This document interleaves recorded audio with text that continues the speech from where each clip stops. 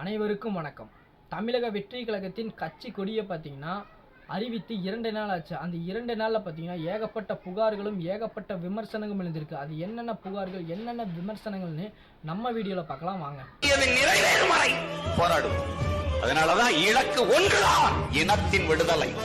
இனம் ஒன்றாவோம், இலக்கை வென்றாவோம் என்ற முழக்கத்தை முன்வச்சோம். தமிழக வெற்றி கழகத்தின் கட்சி கொடியில் பார்த்தீங்கன்னா 2 புறமும் யானை இருக்கு.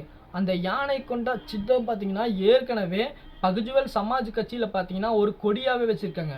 அங்கே ஒரு யானை இருக்கும்போது இங்கே எதுக்கு ஒரு யானை அப்படின்னு அம்மாநில தலைவர் பார்த்தீங்கன்னா ஒரு வழக்கு திறந்துருக்காரு. அது மட்டும் இல்லை, அந்த வாகை பூ பார்த்தீங்கன்னா இது பூவே இல்லை, இது வேற பூ அப்படின்ட்டு ஒரு பக்கம் இருந்தாலும் இன்னொரு பக்கம் பார்த்தீங்கன்னா சிவப்பு, மஞ்சள், சிவப்பு ஆகிய கொடிகள் பார்த்தீங்கன்னா வேற நாட்டோட தேசிய கொடி. ஒரு தேசிய கொடியை எப்படி நீங்கள் கட்சி கொடியாக வைக்கலான்ட்டு ஒரு பக்கம் இருந்தாலும் ஏற்கனவே திராவிட முன்னேற்ற கழகத்தின் கட்சி கொடி பார்த்தீங்கன்னா ஒரு நாட்டோட கட்சி கொடி தான் வச்சுருக்காங்க. இது மட்டும் இயக்கத்தை ஆரம்பித்தாலும் சரி, ஒரு தத்துவத்தை முன்வைத்தாலும் சரி, ஒவ்வொரு புகார்களும் ஒவ்வொரு விமர்சனமும் வந்து கொண்டே தான் இருக்கும்.